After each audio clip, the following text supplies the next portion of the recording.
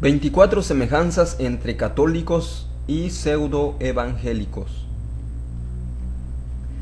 Nadie echa vino nuevo en odres viejos, de otra manera el vino nuevo rompe los odres y el vino se derrama, y los odres se pierden, pero el vino nuevo en odres nuevos se ha de echar. Marcos 2:22. En este estudio, nuestro propósito no es convencer a los líderes llamados evangélicos que se han deslizado al ecumenismo, fornicando con la gran ramera, ni menos aún llamar la atención a los católicos. Simplemente nuestro objetivo está enfocado al numeroso pueblo evangélico que ciegamente está siguiendo a sus líderes en su error, para que ellos no tengan también que caer en el hoyo, porque el Señor dijo: si un ciego sigue a otro ciego, ambos caerán en el hoyo. Estamos viviendo tiempos peligrosos, eso no le cabe la menor duda a nadie, porque todos sabemos que estamos en los últimos tiempos, en el preludio de los acontecimientos más gloriosos que la Iglesia será protagonista. Me refiero a la venida del Señor Jesucristo por su pueblo. Él nos advirtió que sería durante el avivamiento de la apostasía que retornaría, y no durante un avivamiento espiritual como algunos pretenden, tiempo en el cual se levantarían muchos falsos profetas engañando y siendo engañados, y se darían a las fábulas, hombres que teniendo apariencia de piedad, es decir, que están dentro de la iglesia. El Señor nos advierte en su palabra en 2 de Timoteo capítulo 3, que serán hombres ávaros, vanagloriosos, amadores de los deleites más que de Dios. 1 de Timoteo 6:5 dice que toman la piedad como fuente de ganancia. Apártate de los tales. En Tito 1:11 nos dice: a los cuales es preciso tapar la boca, que trastornan casas enteras, enseñando por ganancia deshonestas lo que no conviene. El Señor nos manda: apártate de los tales y vuélvete a las sagradas escrituras, escudriñalas y sed hacedor de lo que tu Señor te ordena. Que el Espíritu Santo nos guíe para poder seguir el ejemplo de los hermanos de Berea, que Dios lo consignó en su palabra para nuestra enseñanza. Hechos 17:11 dice: estos eran más nobles que los que estaban en Tesalónica, pues recibieron la palabra con toda solicitud, escudriñando cada día las escrituras para ver si estas cosas eran así. Que así sea, y el Espíritu Santo le guíe a toda verdad. Bien, empezamos con el capítulo 1. Para el desarrollo de este tema, les invito a considerar el pasaje del Evangelio de Marcos capítulo 2, verso 22, donde Jesús dijo: nadie echa vino nuevo en odres viejos, de otra manera el vino nuevo rompe los odres y el vino se derrama, y los odres se pierden, pero el vino nuevo en odres nuevos se ha de echar. Los fariseos deseaban apegarse a sus tradiciones y costumbres, a toda la enseñanza religiosa que habían heredado. Para esto resistían al Señor y a su enseñanza. Con este objetivo Jesús les refiere esta parábola, para mostrarles la insensatez de su rechazo. Nadie debe echar vino nuevo en odres viejos, porque el vino nuevo proseguirá su proceso de fermentación, se expandirá y romperá los odres viejos, produciéndose la pérdida de ambos. Los odres se inutilizarán y el vino se derramará. El vino nuevo debía depositarse en odres nuevos. No basta con un cambio de religión, debe producirse necesariamente un cambio en el corazón. A esto la Biblia llama conversión, nacer de nuevo, pasar a ser una nueva criatura en Cristo. Es el precioso milagro por el cual el Espíritu de Dios da vida al pecador que estaba muerto en sus delitos y pecados, como dice en Efesios 2:1. Y Él os dio vida a vosotros cuando estabais muertos en vuestros delitos y pecados. El propósito de estos estudios de la serie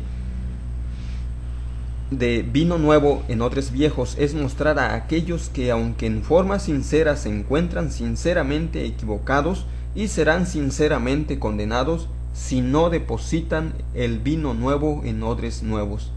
El infierno está lleno de personas sinceras, porque la salvación de nuestras almas jamás ha sido por medio de la sinceridad, sino por la fe depositada en el Señor Jesucristo.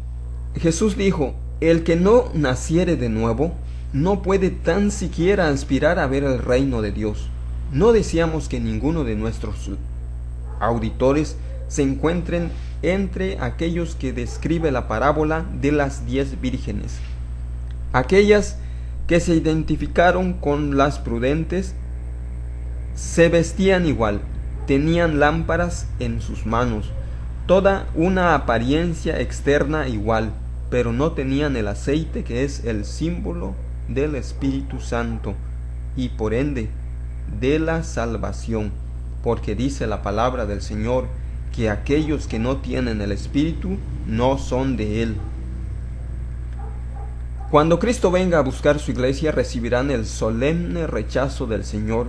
Allí clamarán con angustia: Señor, Señor, ábrenos. Pero Él les contestará: no os conozco, porque Él ha dicho en Juan 10:27: mis ovejas oyen mi voz, y yo las conozco, y me siguen, y yo les doy vida eterna, y no perecerán jamás, ni nadie las arrebatará de mi mano. Dios promete eterna salvación a los suyos. A los líderes religiosos que están conduciendo a las multitudes al infierno, les dirá, como les advierte en Mateo 7:22: muchos me dirán en aquel día: Señor, Señor, ¿no profetizamos en tu nombre, y en el nombre de Jesús echamos fuera demonios, y en el nombre de Jesús organizamos grandes cruzadas de milagros? Y entonces les declararé: nunca os conocí, apartaos de mí, hacedores de maldad. Ambos, los líderes y los que se encuentran siguiendo a estos personajes, serán arrojados al infierno. Es la solemne advertencia del Señor: si un ciego sigue a otro ciego, ambos caerán en el hoyo. Nadie podrá presentar como excusa: Señor, a mí me engañaron, yo creí a mi pastor. Todo lo que los pastores digamos debe ser examinado a la luz de la palabra de Dios. Es su responsabilidad comprobar con la Biblia si estas cosas son así. De lo contrario, su irresponsabilidad le conducirá por camino equivocado. Hay camino que al hombre le parece derecho, pero su fin es camino de muerte. No podría ser de otro modo, porque se encontraría siguiendo a hombres y no al Señor.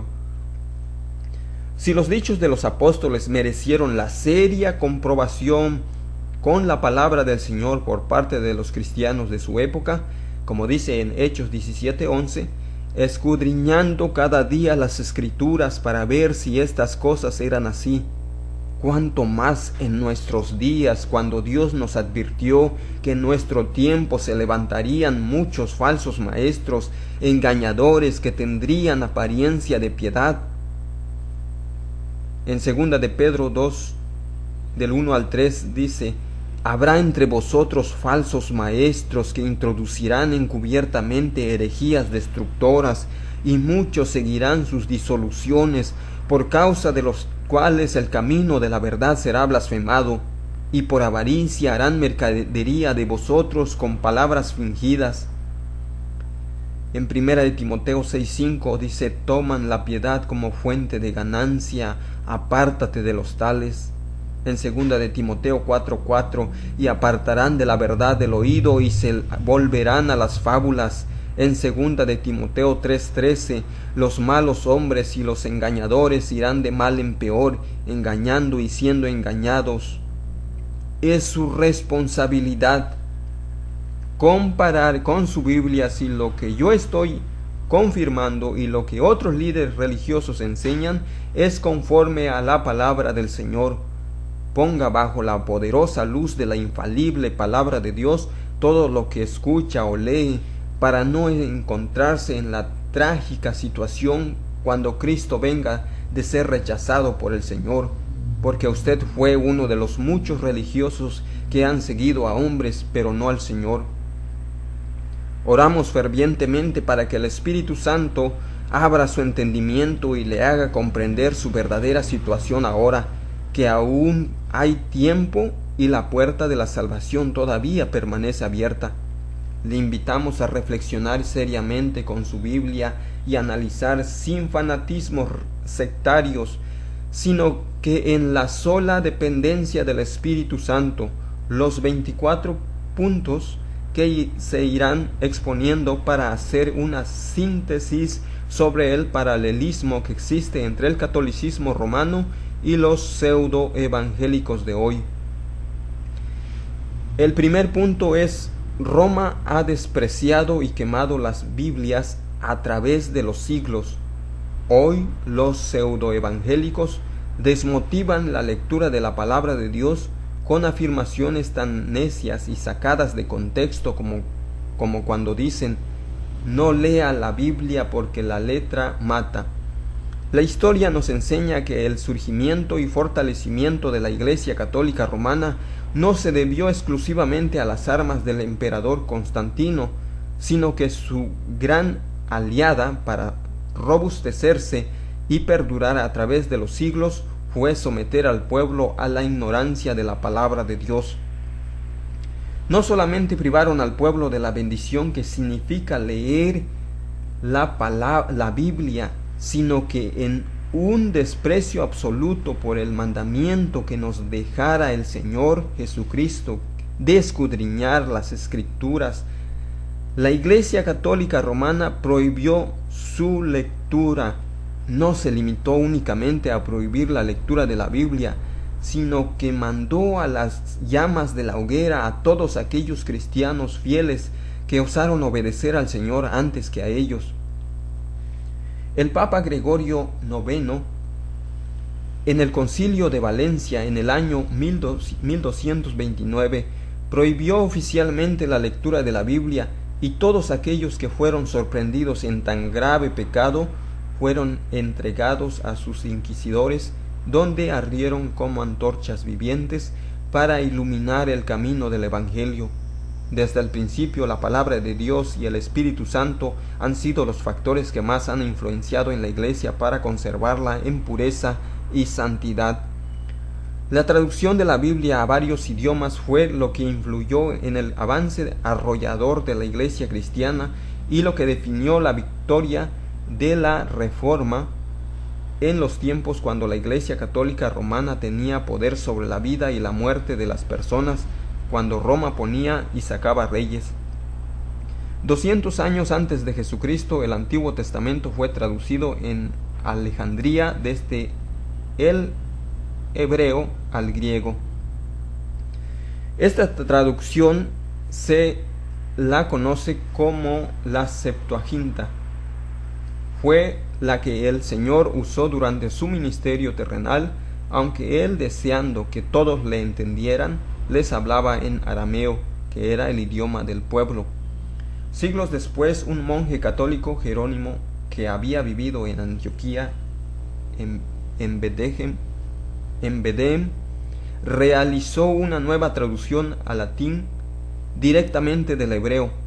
Esta fue conocida como la Vulgata y fue la única reconocida como auténtica por la Iglesia Católica.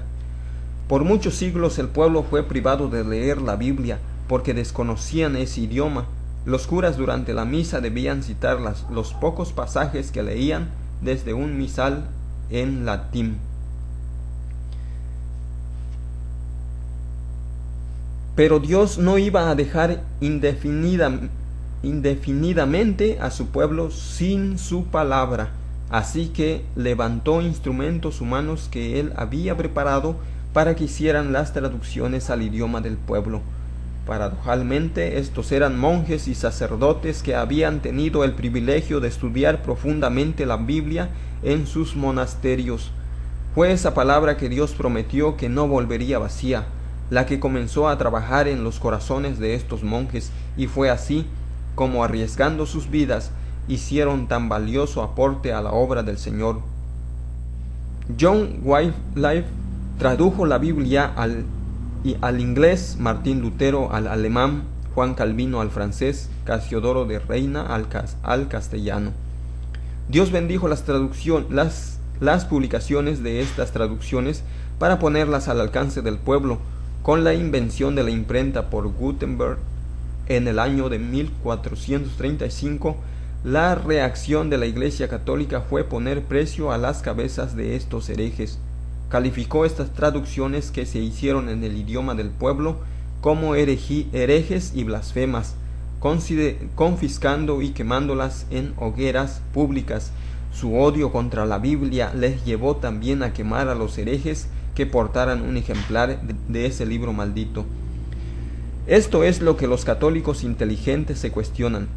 ¿Es esta la actitud racional de un hombre infalible como se autoproclama el Papa? ¿Cuál es la razón para prohibir lo que el Señor mandó leer? ¿Qué es lo que pretenden ocultar? Ellos desean ocultar lo mismo que descubrieron en la antigüedad en la Biblia los monjes John Wycliffe, Jan Hus, Zwingli, Lutero, Calvino, Knox y cientos de otros que continúan desertando porque se encuentran con la poderosa palabra de Dios, la Biblia, y tienen no solamente que reconocer, sino doblegarse ante la evidencia irrefutable que el catolicismo no se puede sostener con la Biblia. Es más, su fe es diametralmente opuesta a la enseñanza de Dios. Por ejemplo, los catecismos de Roma, inclusive los que usan los niños para su primera comunión, enseñan solamente 9 mandamientos de la ley de Dios, y para completar el número 10 han dividido el 10º en 2. ¿Por qué? Porque han eliminado el segundo mandamiento que dice: no te harás imagen ni te inclinarás a ellas. En fin, cualquiera que lea la Biblia sin prejuicios ni fanatismos verá desmoronarse casi todos los credos católicos ante sus propios ojos. Jesús reconoció la Biblia como la infalible palabra de Dios, predicó y enseñó de ella. En Juan 10:35 dijo: la escritura no puede ser quebrantada. En Mateo 24:35 dijo: el cielo y la tierra pasarán, pero mis palabras no pasarán. Él nos manda a leerla y a escudriñarla. El Señor reprendió a los saduceos diciéndoles en Mateo 22:29: erráis ignorando las escrituras. En Apocalipsis 1:3 Dios dice: bienaventurado el que lee y los que oyen las palabras de esta profecía y guardan las cosas en ella escritas. Si nos privan de la Biblia, nos están quitando la enseñanza verdadera, el alimento espiritual no contaminado, nuestra consolación y esperanza. Es más, nos estarían despojando del camino de la salvación. Dice Dios en 2 de Timoteo 3:15: las sagradas escrituras te pueden hacer sabio para la salvación por la fe que es en Cristo Jesús. Toda la escritura es inspirada por Dios y útil para enseñar, para redarguir, para corregir, para instruir en justicia. Sabido es que todo sistema intolerante se mantiene en el poder no solo por la fuerza de las armas, sino que también sometiendo a las mayorías en la ignorancia. Los líderes pseudoevangélicos tampoco han resistido a la tentación de sumir a su pueblo en la ignorancia bíblica para dominarlos. Es muy triste escucharles extraer de su contexto, como es la característica de ellos, para decir: no estudie la Biblia porque la letra mata. Este es uno de los insultos más groseros que raya en la blasfemia, que se está repitiendo hasta el cansancio en el día de hoy por estos líderes religiosos inescrupulosos que desean alejar al pueblo de Dios de la lectura de la Biblia. Porque si sus congregaciones conocieran la palabra del Señor, ellos no podrían seguir haciendo ni diciendo las insensateces que enseñan. El apóstol Pablo dice en Romanos 7:6 a los cristianos: pero ahora estamos libres de la ley por haber muerto para aquella en que estábamos sujetos, de modo que sirvamos bajo el régimen nuevo del Espíritu y no bajo el régimen viejo de la letra. Cualquier persona con una inteligencia normal comprende que el régimen viejo de la letra se refiere a la ley de Moisés que Dios entregó al pueblo de Israel por medio de ordenanzas y estatutos comprendidos en los escritos de Moisés. Aquí llama al nuevo pacto el régimen nuevo del Espíritu, y al viejo pacto el régimen viejo de la letra. El mismo precepto expone en 2 de Corintios 3:6, dice: el cual asimismo nos hizo ministros competentes de un nuevo pacto, no de la letra, es decir, no de la ley, sino del Espíritu, porque la letra mata, mas el Espíritu vivifica. Dice que la letra, la ley de Moisés, mata, porque por las obras de la ley nadie será salvo, porque nadie ha podido cumplir toda la ley, solo el Señor Jesucristo. Santiago 2:10 dice: porque cualquiera que guardare toda la ley, pero ofendiere en un punto, se hace culpable de todos.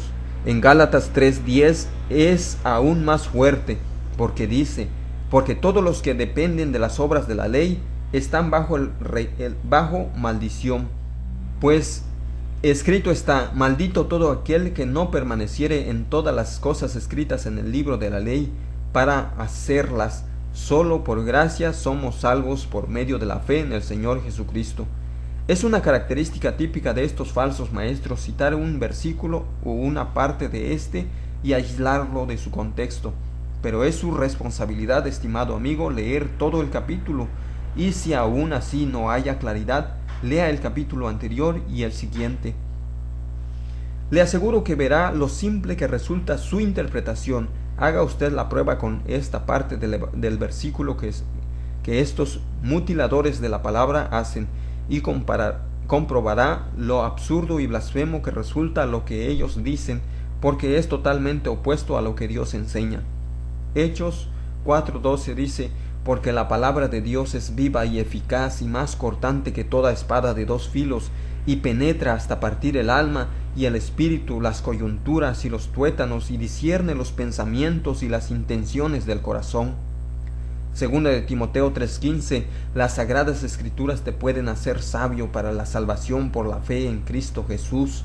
Toda la escritura es inspirada por Dios y útil para enseñar, para redarguir, para corregir, para instruir en justicia.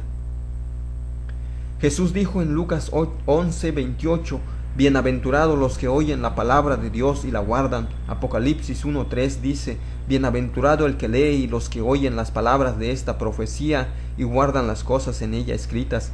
Jesús mandó en Juan 3:5-39, escudriñad las escrituras, porque ellas son las que dan testimonio de mí. Dios dice que su palabra es viva y eficaz, que es útil y que nos hace sabios. El Señor nos manda a escudriñarlas, y estos falsos maestros dicen: no lo haga, porque la letra mata. ¡Qué blasfemia y atrevimiento de estos falsos maestros! Solo podemos concluir que cuando hombres se oponen a la lectura de la Biblia es porque su conducta y dichos son malos, y no desean ser expuestos bajo la poderosa luz de la palabra de Dios, porque sus obras son malas. Otros no desean que sus congregaciones conozcan la Biblia porque ellos mismos son ignorantes de la palabra del Señor y se sienten muy incómodos cuando algún hermano les hace alguna pregunta bíblica. Para cubrir su propia ignorancia les dicen: no lea la Biblia porque la letra mata. ¡Qué insulto a la palabra del Dios vivo y que transmite vida a través de ella! Como vemos, existe un estrecho paralelismo entre Roma y estos pseudoevangélicos. Roma prohibió y quemó las Biblias durante siglos. Sus nuevos hermanos también están demostrando un desprecio absoluto por la palabra del Señor. Otro tanto podríamos añadir sobre la astucia de la persecución encubierta que hoy existe contra la Biblia. Nos han invadido de traducciones y revisiones donde se siembra la duda sobre muchos pasajes, añadiendo notas al margen donde dicen a sus lectores: este pasaje no se encuentra en los originales, o que no existe prueba suficiente sobre su autenticidad. El Señor nos dijo que la Escritura no puede ser quebrantada. El cielo y la tierra pasarán, pero mis palabras no pasarán. Hoy la palabra del Señor ha dejado de ser el libro de Dios para ser reemplazada por la Biblia pentecostal, la Biblia de Raire, etc. El cristianismo histórico siempre rechazó las notas explicativas al margen, porque creemos en la libre interpretación bajo la única dirección del Espíritu Santo. Dios no necesita la ayuda de estos teólogos modernistas para darse a entender al hombre, cuya principal motivación es respaldar al movimiento ecuménico y sembrar la duda en quienes están buscando la verdad. Estimado amigo, le recomendamos leer la Biblia, para lo cual le sugerimos como ejemplares confiables la traducción de Casiodoro de Reina en sus revisiones del año 1909 o 1960. Más allá de esto, encontrará ingredientes humanos que le pueden confundir su fe. Que el Señor le guíe por medio de su palabra y a través del Espíritu Santo. Amén.